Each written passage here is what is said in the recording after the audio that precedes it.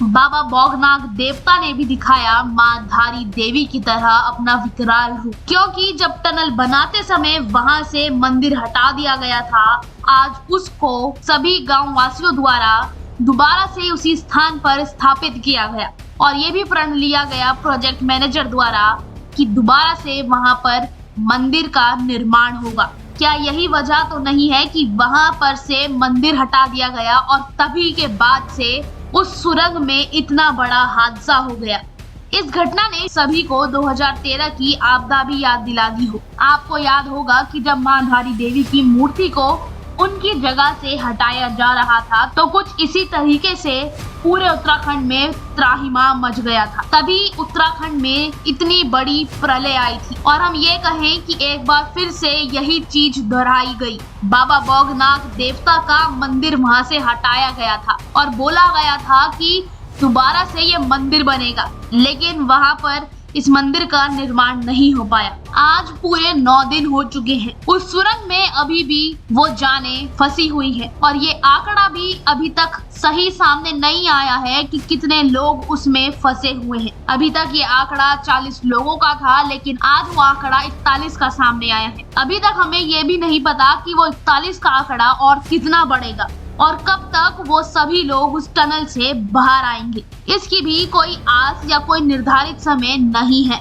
जी हाँ, आप ये खबर पिछले कई दिनों से सुन भी रहे होंगे और देख भी रहे होंगे कि उत्तरकाशी के एक जिले में सुरंग बनाने का कार्य चल रहा था, जिसकी लंबाई थी लगभग 4.5 किलोमीटर। ये टनल 4 धाम प्रोजेक्ट का हिस्सा भी है, जिसकी मदद से उत्तरकाशी और यमुनोत्री धाम के बीच का सफर 26 किलोमीटर कम होने वाला था। लेकिन 12 नवंबर 2023 को इस टनल की स्टार्टिंग से 200 मीटर अंदर ये टनल कोलैप्स हो गई और इतना बड़ा हादसा हो गया, जिस वजह से इस टनल के अंदर 40 लोग वहीं के वहीं फंसे रह गए। अभी ये आंकड़ा पूरा क्लियर नहीं है कि कितने लोग इसके अंदर और फंसे हुए हैं और इसी के साथ साथ इस सिलकियारा सुरंग हादसे में फंसे श्रमिकों को निकालने के लिए संचालित रूप से रेस्क्यू अभियान जारी है। पिछले 9 दिनों में कई मशीनों को वहां पर लाया गया, लेकिन उनमें से कोई भी मशीन कार्यरत साबित नहीं हो पाई। सबसे पहले वहां पर एक जेसीबी काम कर रही थी, जो कि वहां से मलबा हटा रही थी, लेकिन वो भी सफल नहीं हो पाई। फिर दूसरी हाइड्रल की मशीन आई थी, जिसका ऑगर खराब हो गया, ये भी कामयाब नहीं हो पाई। फिर उसके बाद हवाई जहाज द्वारा एक और मशीन मंगवाई गई, जिसने 21 मीटर तक वहां पर खुदाई करी, पर वो भी नाकामयाब साबित हुई और खराब हो गई और फिर से श्रमिकों को निकालने का काम रुक गया। लेकिन आज एक और मशीन इंदौर से मंगवाई गई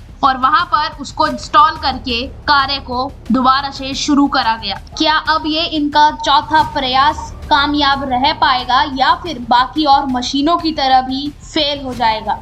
आप ये तस्वीरों में अच्छे से देख पा रहे होंगे ये नई मशीन को कि किस तरीके से दोबारा से टनल के अंदर काम संचालित रूप से शुरू हुआ और आप इस मलबे को भी देख पा रहे होंगे कि कितनी ज्यादा तादाद में ये मलबा गिरा हुआ है और कितनी अंदर वो श्रमिक फंसे हुए हैं। और साथ ही एक खबर और है कि सिलकियारा सुरंग हादसे में फंसे श्रमिकों को निकालने के लिए संचालित रूप से रेस्क्यू अभियान अब 5 मोर्चों पर चलेगा। प्रधानमंत्री कार्यालय के उप सचिव मंगेश घिल्डियाल ने एवं प्रधानमंत्री के पूर्व सलाहकार तथा उत्तराखंड सरकार के विशेष कार्य अधिकारी भास्कर खुलबे ने आज घटना स्थल का निरीक्षण भी किया और रेस्क्यू अभियान की रणनीति को लेकर आयोजित एक विशेष बैठक में भी विचार विमर्श के बाद ये घोषणा की। इस ऐलान के साथ ही रेस्क्यू अभियान में सभी मोर्चों पर युद्ध स्तर पर कार्रवाई शुरू की गई है। फंसे मजदूरों को सुरक्षित निकालने के लिए सुरंग के दाएं व बाएं हिस्से से केप टनल बनाने के साथ ही सुरंग की ऊपरी पहाड़ी से वर्टिकल ड्रिलिंग करने का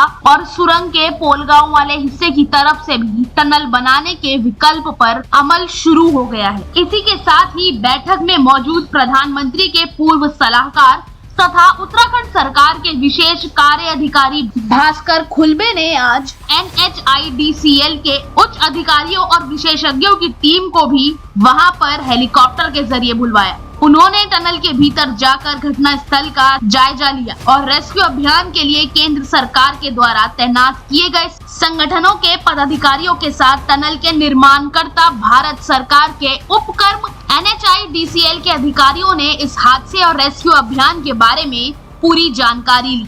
पीएमओ के उप सचिव मंगेश घिल्डियाल ने सुरंग में फंसे मजदूरों की जीवन रेखा बनी पाइपलाइन के जरिए अंदर फंसे मजदूरों तक पोषण फूड, सप्लीमेंट, ORS आदि दवाइयां भी भिजवाई गई। श्रमिकों के परिजनों व सहयोगी श्रमिकों को भरोसा दिलाया कि वे सभी लोगों को जल्द ही सकुशल बाहर निकाल दिया जाएगा। इस बीच सिलकियारा में संचार सुविधाओं को सशक्त करने के लिए विभिन्न टेलीकॉम एजेंसियों को निर्देशित किया गया और अब आखिर में यही देखना है कि आखिर और कितने दिन लगेंगे उन सभी श्रमिकों को उस टनल से बाहर निकालने में, या फिर अब जब बाबा बौगनाथ देवता का मंदिर स्थापित हो गया है और उनकी पूजा अर्चना हो गई है, तो फिर हमें शायद बाबा बौगनाथ का चमत्कार जल्द ही देखने को मिलेगा और सभी मजदूर वहां से जल्द ही बाहर निकल जाएंगे। आपकी क्या राय है इस बारे में? अपनी राय कमेंट सेक्शन में जरूर दें और ऐसी ही तमाम खबरों के लिए बने रहें और देखते रहें